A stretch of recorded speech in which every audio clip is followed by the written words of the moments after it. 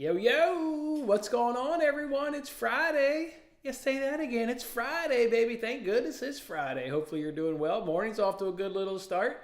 It's time to sit back, put that work aside for just a second. Boss ain't gonna be too mad if you take yourself a quick little break. You tell him you got some sports and you got some sports betting to go ahead and talk. Let's make sure we go ahead and recap yesterday. And then, ladies and gentlemen, we've got an absolute big show for you today. We've got to give you guys MLB bets for your great Friday.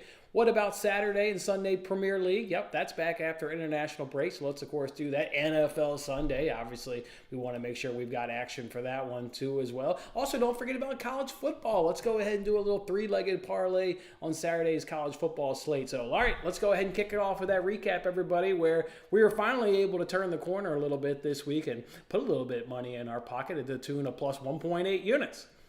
And how about that? You get a little bit of mini sweep right there. We, of course, had 3 plays, but one of them gets rained out. But our 2 other remaining plays, both of them were absolutely dramatic cashes. You, of course, had that Eagles on the first half spread of minus 3.5, which I guess thankfully we'll think that the Minnesota Vikings just can't hold on to a football and just want to be a fumbling machine. They had tons of fumbles up against the Buccaneers, and then obviously that trend continued last night against the Eagles.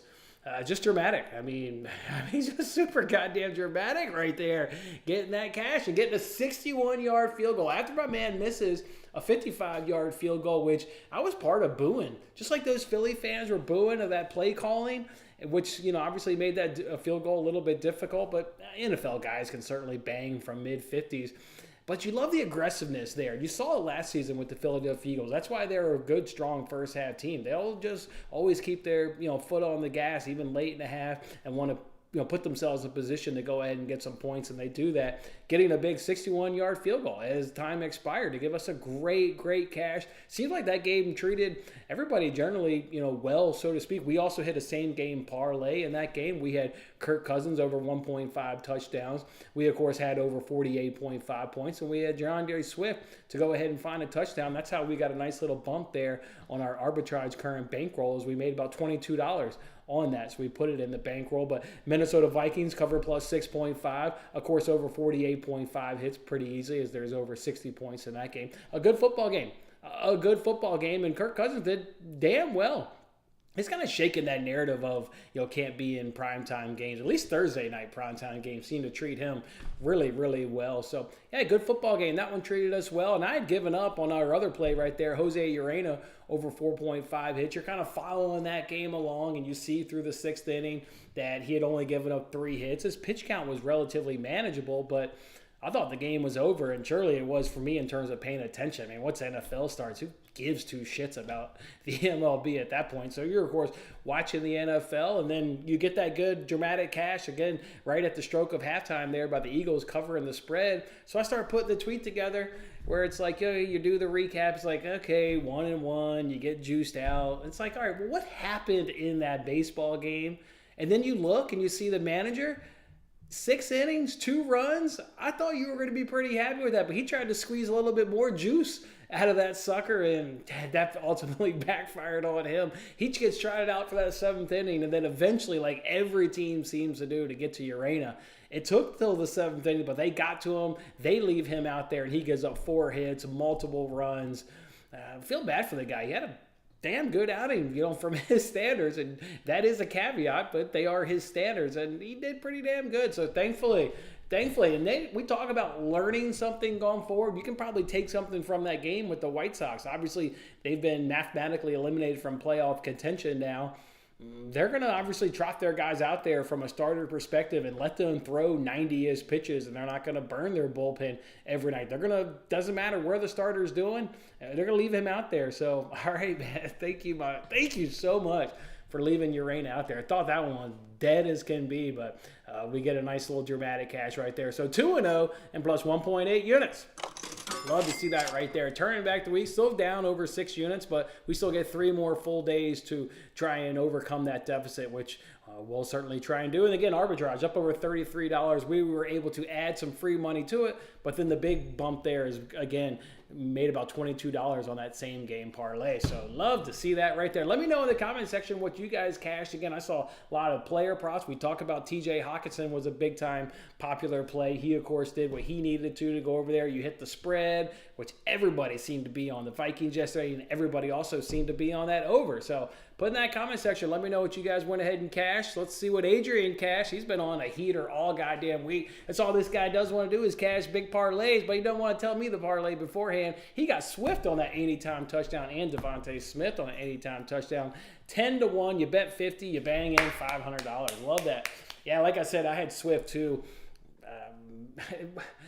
Somebody actually tried to make a case that like the Eagles are going to be in trouble from their running game standpoint. Like, how many more examples do you need that the running back just doesn't matter in the NFL? Just cycle the next guy in. The hole's either there or not. It doesn't matter who's running the ball. And to be honest, Swift is actually pretty damn good in his own right. So good hit there, Adrian. Yeah, I was right there with you again on that Swift TD. So yeah, absolutely love to see it. While we're talking NFL, let's talk NFL Eliminator. Have you locked in on your pick? And I'm going to go ahead and log into Barstool so we can lock in on our dogs, by the way. Have you locked in on your NFL Eliminator pick? What are you going to go ahead and take? Are you going to go ahead and take the 49ers? Are you going to go ahead and take the Buffalo Bills? Or are you going to go ahead and take the Dallas Cowboys? I am nervous taking the Dallas Cowboys this week because you see it in the NFL. Backup quarterback in his first start when he comes into action, he'll look like a goddamn all-pro. And then it's the preceding games after that where, you know, they look like a backup quarterback. Now, that being said, the Cowboys defense is, you know, damn good. And, you know, they're going to have the player of the year candidate, obviously, Micah Parsons. So it's a good defense. I would assume Zach Wilson is going to struggle, but I don't know if I can quite get there on betting that one and putting my pick behind it. I'm going to go ahead and tell you guys I'm on the Buffalo Bills. They're going to go ahead and bounce back here at home. Raiders aren't even that good of a football team. Sorry, Adrian. I know we've got our little friendly wager on the line, but I'm fully expecting the Bills to handle business. So I went ahead and picked the Bills. 2 people took the Eagles last night. That is one hell of a feeling. I didn't see who were the 2 people, but if you're sitting there and you can now enjoy your NFL Sunday because you successfully picked the Eagles, that's a great feeling. That's a great feeling being able to sit back and just watch the Eliminators. Will we lose a third of the people come this Sunday, just like we lost a third of the people in NFL Week 1? We'll find out. Let's run through these NFL dogs. Again, we're just blindly putting $100 on this shit. That's all we're doing. Just blindly. We're not betting any stats. Just blindly putting $100 on all of it. What are we putting $100 on this week? We're going to go ahead and put $100 on the Jaguars at plus 150. I like that. Sign me up for that. I'm not scared of that. Packers at plus 110. They did it. They did it for us last week. Yeah, they were even money against the Bears. Let's see if they can't go 2-0 and be another good dog cash for us. We got the Ravens at plus 140. I like that. I do expect the Bengals to bounce back. I do expect the Bengals to be better, but you sign me up for Ravens as a dog anytime. I'll like that. What about the Bears at plus 120? Yeah, they look bad against the Packers. I expect them to be better. The Buccaneers, they were fortunate that the Vikings were a turnover machine in that game. All right, I'll take the Bears at plus 120. Give me the Seahawks at plus 185. That one I don't want any part of. Obviously, you guys know we did a Lions 49ers money line parlay, but we're still going to blindly bet those Seahawks at plus 185. Colts at plus 105. Yeah, Colts, Texans, 2 dog shit rookie quarterbacks. Anybody can win that game. Who knows? Probably would give the edge to the Texans at home, but that's probably about the only reason. Titans at home against the Chargers. I love that. You, of course, know we've got Titans plus 3.5. I love everything about that. Love Titans in a bounce back spot. Love getting the Titans when everybody's doubting them. Mike Vrabel. You know, if there's coaches you want to back, like a Mike Tomlin, a Mike Vrabel, a John Harbaugh. You love backing these kind of coaches. Vrabel's usually a hell of a guy, gets the most out of his team. So I'll take the Titans at plus 130. Raiders at plus 320 is the ultimate donation, but we, of course, are betting every single dog around here. Rams at plus 280. Let's go ahead and get those Cardinals at plus 175. Commanders at plus 160 against the Broncos. Can they go 2-0? I actually like the Cardinals, by the way. I skipped that one. I like the Cardinals plus 175. Giants can't be favored that heavily against anybody. And actually, Josh Dobbs, I mean, remember him when he was with the Titans and he's kind of stepped in there for a few weeks? I thought Dobbs was actually competent. I like the Cardinals at home at plus 175. Jets at plus 320. Wilson could potentially be decent, but damn, that Cowboys defense is awfully good. So that feels like another donation at plus 320. And then the Patriots at home on Sunday Night Football, plus 135. Sign me up. And that's going to be the 13 games. And, of course, we'll hold off on picking those Monday Night Football games, of course, later. So let's slap in. This is going to be, what's this going to be, $1,300. Let's do it, boys. Which dogs do you guys like this week? You guys cooked up any parlay? You know dogs are going to win. We had 8 dogs hit last week. We, of course, already go in a little bit worse of a position because, of course, the Lions started the show off last week by getting the good cash. Do we have it? What am I paying? Place $1,300 in bets. Yep. Man, if all of that wins, that'd be a killer. Of course, it's not all going to win. Bets placed. Am I enjoying this sports book? No. No, I am not enjoying your sports book. All right. We need some dogs to go ahead and cash for us, boys. All right, we're locked in. Of course, 2 Monday Night Football games. Of course, we'll see where we're at come Monday morning and get those in on Sunday. All right, that's what we got right there. Let's get these things off the screen here. Let's get these comments one last time, and then let's talk. We got to get some action. We need some action this weekend while we're just sitting around chilling all weekend, watching the games. We need some action. Good morning, my man, DeGent. Good morning. Good morning, Ryan. Morning, man. Roulette at Rivers killed you last night. Shit. Johnny, you didn't hit me up, Johnny? You didn't hit me up. I'm actually going to the new temporary casino again this afternoon. I'm going to get on down there.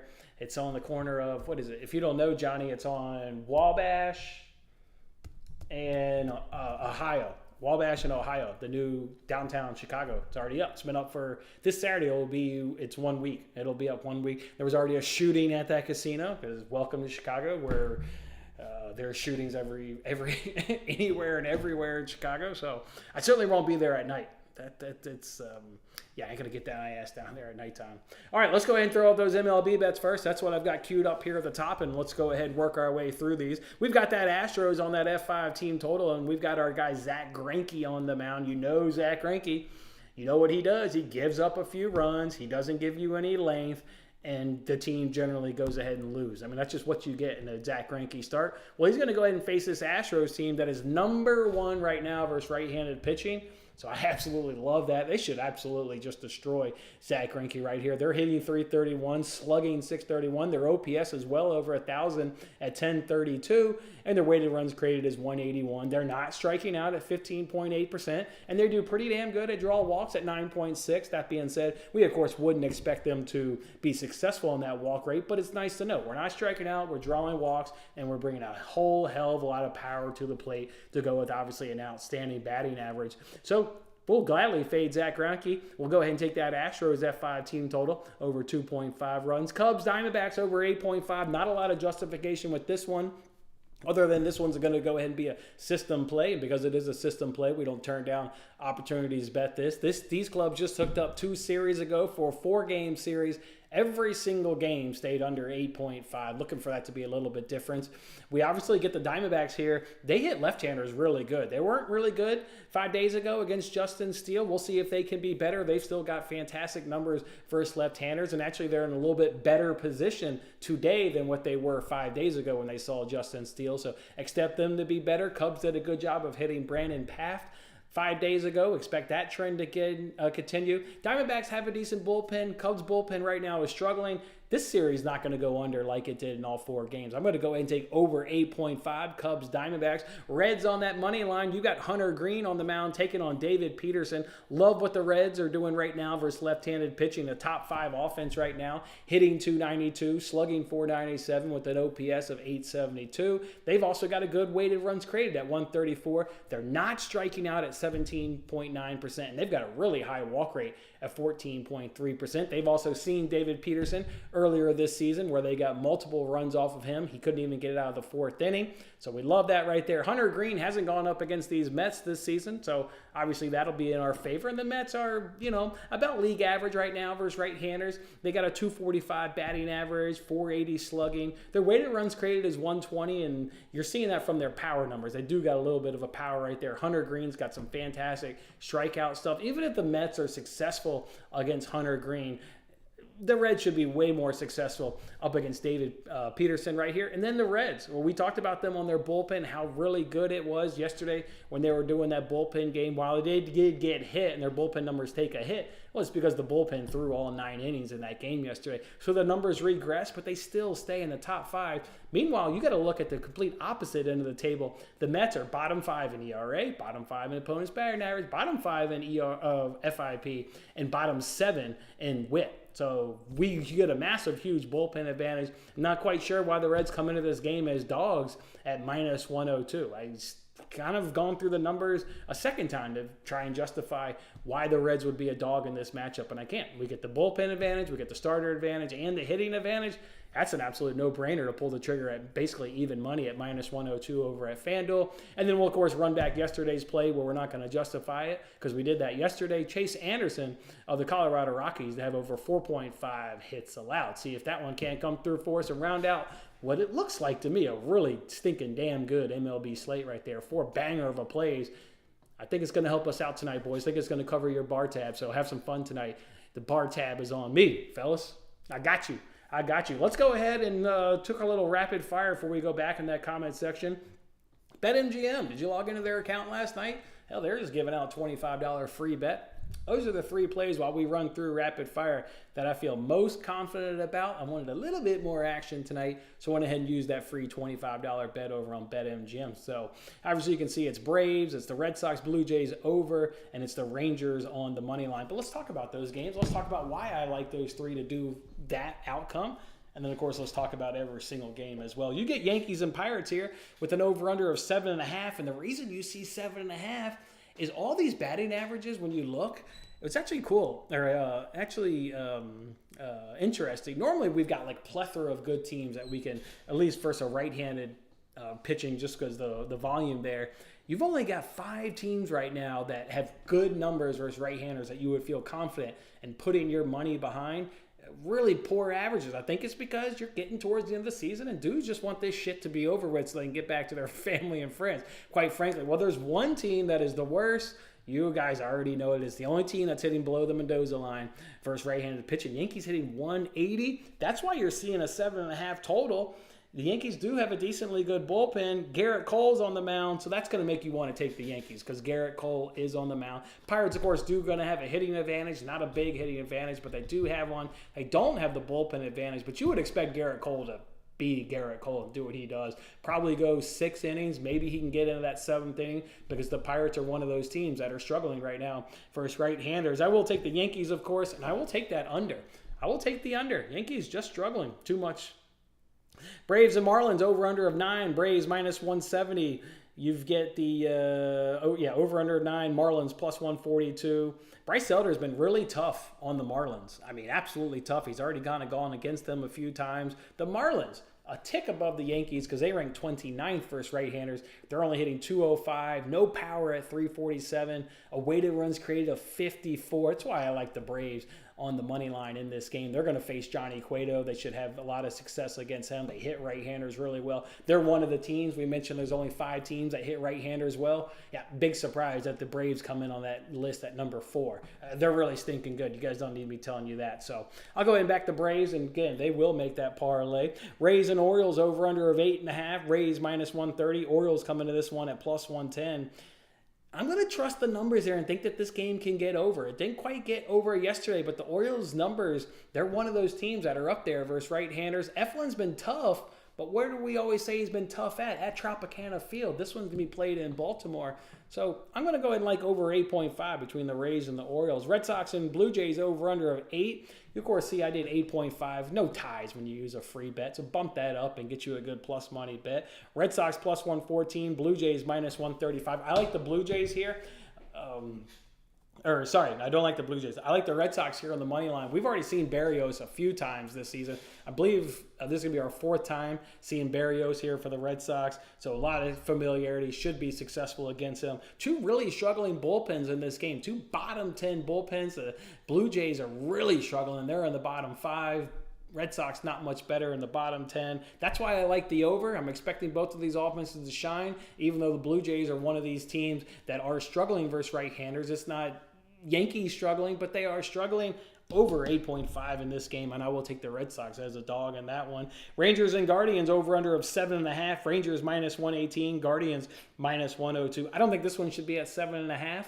I will take the over in this one, but I like the Rangers on the money line much more. They have the hitting advantages. They've already seen Giolito once this season, had a good amount of success against them in that outing, and they come into this game with the better bullpen and the rested bullpen. Will Smith only threw 3 pitches last night. Aroldis Chapman didn't see the field. Give me the better bullpen. Give me the better offense, and John Gray is better than Lucas Giolito. So I'll take the Rangers, and that's why they make the parlay at minus 125. Reds and Mets, you know how I feel about that game. Twins and White Sox over under of 9. Twins minus 175. White Sox plus 145.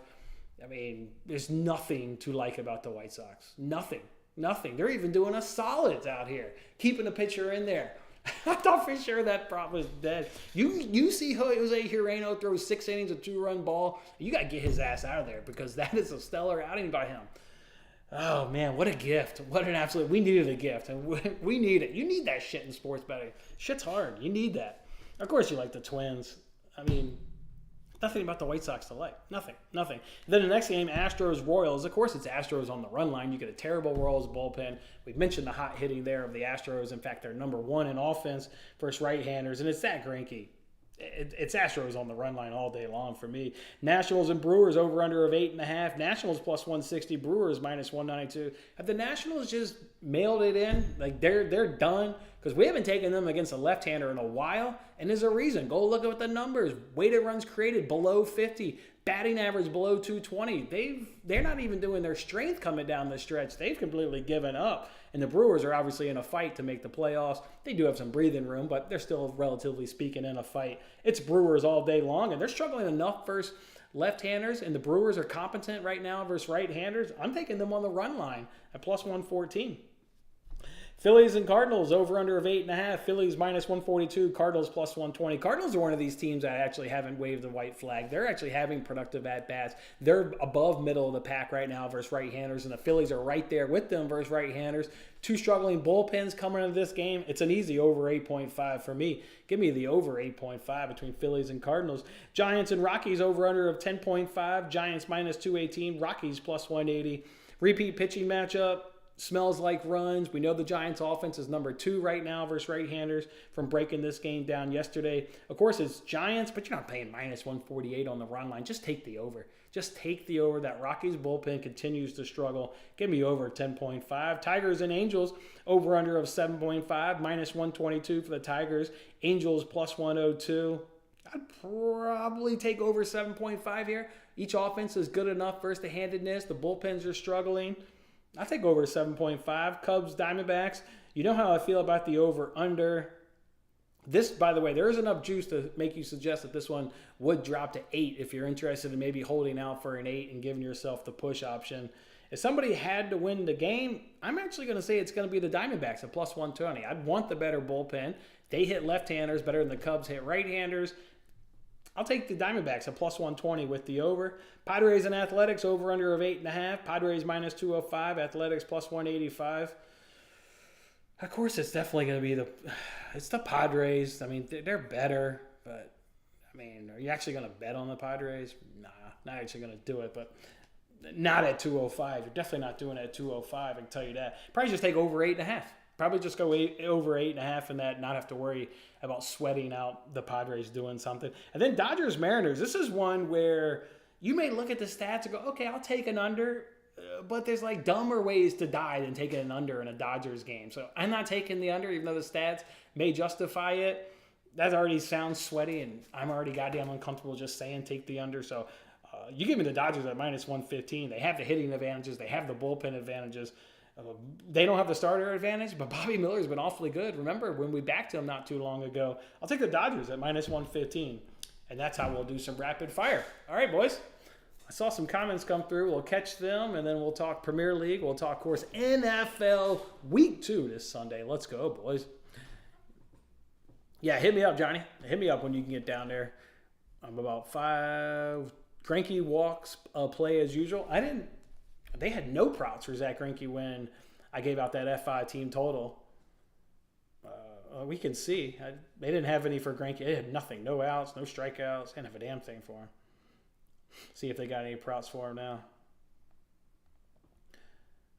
Okay, they got him now. So they got strikeout 2.5. And they struck out, what I say, at 15.8%. But you're not going to take an under at minus 160 at 2.5 strikeouts, so that's probably unplayable. They don't have an outs. They don't have him to not record to win. They don't have a walk, and they don't have earned run. So they're only giving you Greinke strikeouts. It's at 2.5. You're not going to take that number at 2.5. So, yeah, unfortunately, won't be playing any props with Zach Greinke. We'll just hope that he gets a shit beat out of him, man. That's all. You got the Ravens in a parlay. You got the Lions in a parlay, and you got the Packers in a parlay. Sign me up. That'd be 2 of our 3 dogs cashing, and that'd be my parlay cashing, or at least half the leg parlay. So I like it, Adrian. At Money Making Weekend, let's go. Money Making Weekend. Hit that like button if you're going to be part of Money Making Weekend. Thad, who you taking in the Eliminator? You're going to take Bills Mafia, baby? It's either going to be Bills or Cowboys. Like, I'm going to know that that's going to be the outcome with everybody. Everybody. Who's fading the Cardinals, though? Everybody's fading Zach Wilson instead. Thoughts on the total for that Ravens-Bengals at 46.5?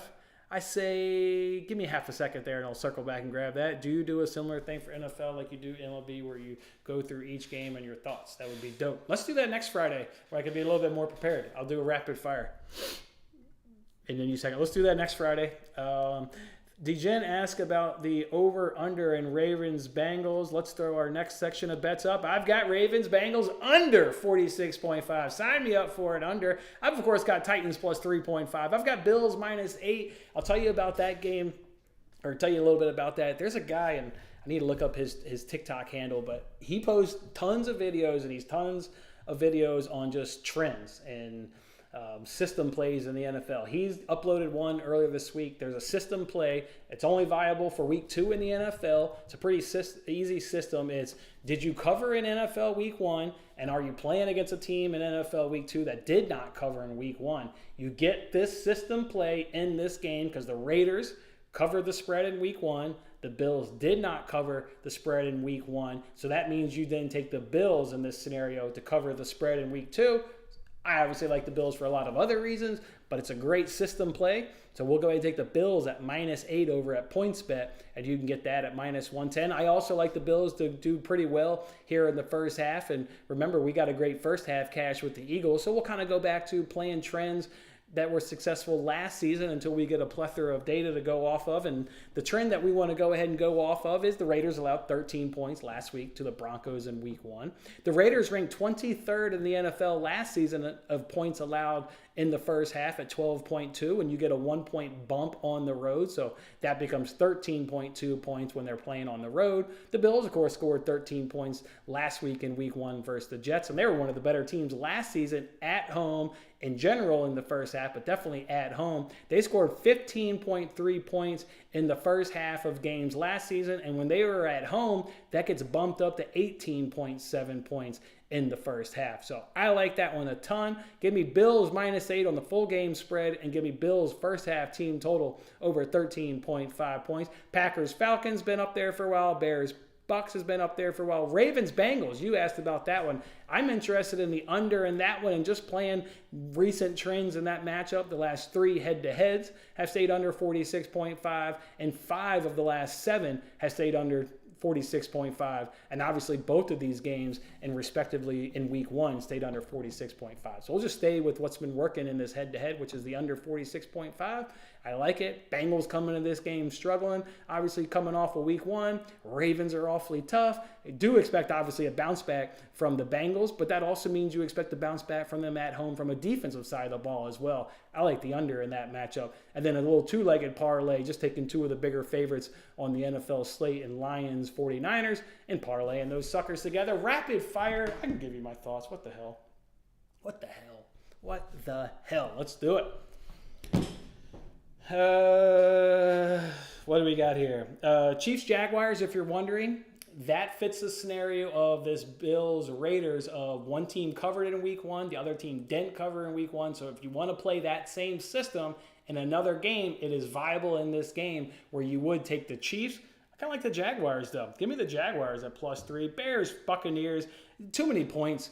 I would take the Bears at plus 2.5. And, of course, I like the over. I gave out 41.5, and it's sitting here at 41. So not quite the same number because now you can get a push, but kind of the same one. I like the Bears.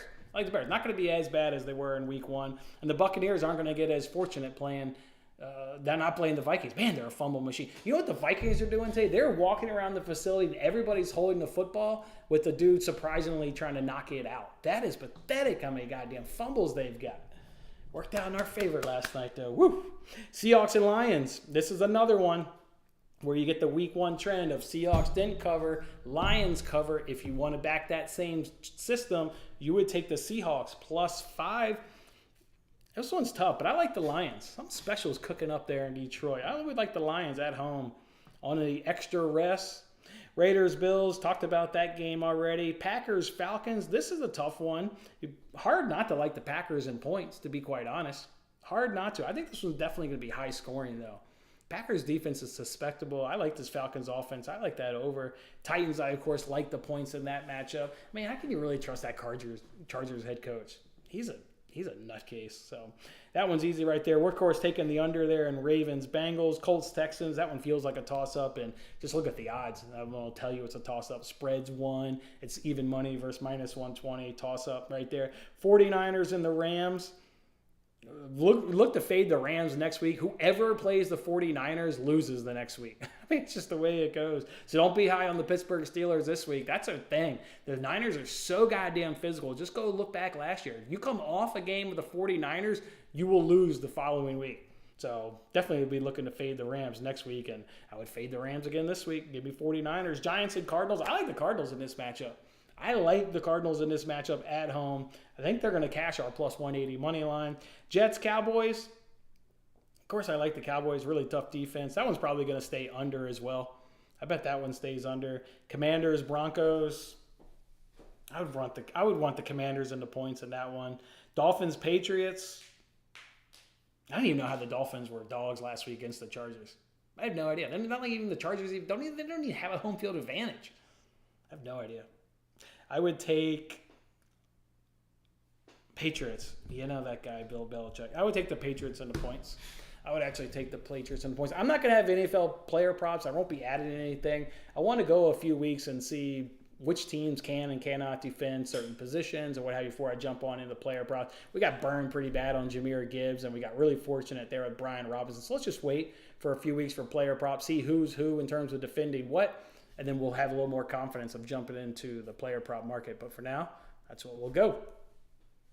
Gave you all the first one for free. Oh, you're talking about the Eliminator? Yeah. Who bet the NFL is scripted? Yeah, those people are dumb. Ooh. Lee, by the way, you never hit me up for your jersey if you're interested. Detroit, let's go. All right, what are we throwing up here next? Throwing up some soccer bets, boys. We, of course, got to bet the Premier League. And I, of course, justified every single play on yesterday's episode Between the Posts. So not a lot of justification here other than just showing you the bets. And we, of course, are going to go ahead and bet the Between the Posts parlay of the week. Matt's on Wolves plus 2.5. Matt is on Wolves plus 2.5. And I'm on there to be a goal scored in the first half between Newcastle and Brentford. Matt showed me this little thing because on Between the Posts, I already feel like that Wolves plus 2.5 is going to be sweaty. So then Matt sent me this tweet this morning. This is what he sends me. Liverpool last season in the 12:30 kickoff, which is what you get. It's going to be 6:30 for my time zone, but local time is 12:30. Last season when Liverpool was playing this 12:30 slot on Saturday morning, they were 3-3, 3 draws and 3 losses. So that certainly covers up Wolves plus 2.5. They had an XG, though, of 8.56. They had 83 shots and 13 big chances. That's what part that makes me nervous. But Wolves are always tough. It's at the Molyneux, so I'll go ahead and roll with Matt. But he did send me that little bit of tweet. So that's how we're doing it, boys. This week in the Premier League. That's how we'll go ahead and do it. We mentioned last week that we're going to do a surgical 6, just like Trent does a surgical 6 on TikTok. I'm, of course, going to do mine in a free roll. I'm going to do a surgical 7 because I snuck in 3 football plays. I got 3 soccer plays in there. I'm going to take the Lions on the money line Bills on the money line, 49ers on the money line, Cowboys on the money line, Fulham on the money line against Luton, Spurs on the money line against Sheffield, and Villa on the money line at home against Crystal Palace. Put a little free bet on there over on MGM that we scooped up. So that's how we'll roll there. Let's go ahead and throw up another one in the Premier League. Caesars, we shared everybody on Twitter. For whatever reason, Caesars wanted to give out a free bet. We're going to go ahead and say, we're going to be a little risky with this one. I think there's going to be 4+ goals in Tottenham versus Sheffield. Give me 4+ goals in Tottenham versus Sheffield. And I think there's going to be, that's Tottenham only scoring 4+ goals. Sorry, that's Tottenham only scoring 4+ goals. And then I'm going for 4 total goals in Newcastle-Brentford. Newcastle-Brentford, 4 total goals. Use that free bet that Caesars gave out yesterday. That's how you can do that one. Let's go ahead and get in a college football parlay. And over on BetMGM, they'll give you a insurance token where if the bet loses, you'll get $25 back. We've, of course, got well more than $25 in our arbitrage bank. So let's spend $25 of that right now. We're going to go ahead and roll with Missouri plus 3.5. I just like catching home teams with small amount of points. So I'll take Missouri plus 3.5. Western Michigan plus 28.5. Seen a lot of content about that on the various platforms about Iowa. How are they asking to cover a 28.5 spread when they haven't scored 28.5 points all season? They've not done it last season in terms of covering this spread. So I'll just go ahead and take that. And then my brother, he's a Virginia Tech alum. Talking to him the other day, he thinks there's going to be a lot of points scored between Tech and Rutgers. So there's your handicap right there. Sign me up. It's a free roll. If we lose that, we'll get a $25 free bet back on BetMGM. That, of course, we'll use on NFL Sunday, but hopefully we don't. I think that's a winning college football parlay. So let's go, boys. Let's get it. I'm going to put all this up here on the screen so you guys can get a screenshot, and then we can catch these comments that have flown in. Shit, I probably won't even be able to get all this on there. I love it. So much action. Can't even fit it all on here. Love this.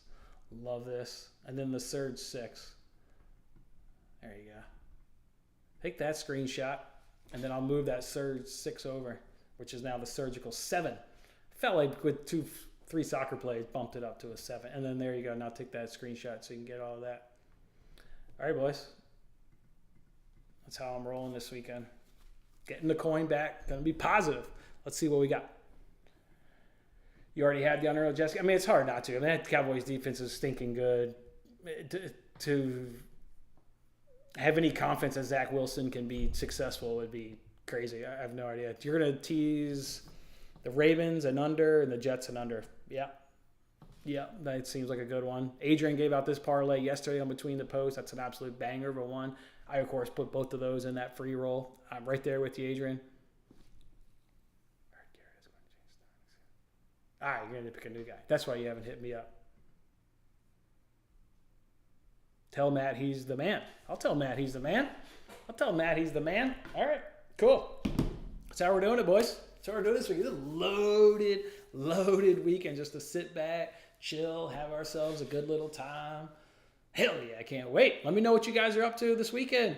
Let me know. I want to know. It's fall, baby. You can feel it in the air. I love this time of year. Premier League, let's just throw that sucker on in the morning while the kids are getting ready, having breakfast, playing. Hell yeah. Let's go, boys. Anything else? I'm fired up. Make sure that. Nobody wanted to say in the comment section what their NFL Eliminator pick is. I like that. Everybody wants to keep that to themselves. I like it. Keep it to yourselves. Good. You know you're going to be on Bills Cowboys. You know goddamn well you're on Bills Cowboys. Did I get a win yesterday in Pick'em? Yeah, I took the Eagles. I definitely took the Vikings and Pick'em because it was 7.5 on the ESPN app. I definitely took. So I'm 2-0 last night. I got the spread and the straight right. You got Man City to beat West Ham. Who doesn't? Everybody's got Man City to keep rolling. You've got Fulham to beat Luton. Newcastle against Brentford. I see a lot of goals. In that. Newcastle should be better at St. James Park. I think they won both of the head-to-heads last season, if I'm recalling correctly, my notes from Between the Posts. They were both high-scoring games. That's why I really like the over. These two teams actually rank both in the top 5 of goals scored in their matches in the first half. That's why I like a goal to be scored in the first half. Newcastle should win, Adrian. Should get it done. Ed, you took the Eagles in what? Were you one of the guys that took the Eagles in the Eliminator? Because there were 2 people that took the Eagles in the Eliminator. Were you one of them? My man. You took the Lions in the Eliminator against the Seahawks. Great. That's half my parlay. I love that. Love that. Let's go. Yeah, I'm on Bills Mafia. They're not losing to the Raiders. It's not happening. It's not happening. It's not happening, boys. It's not happening. All right, boys. Go enjoy your weekend. Look forward to talking with you guys on Monday, hearing about what you guys did over the weekend. We'll see if we can't make it a good money-making weekend for you guys as well. All right. Have a good one, guys.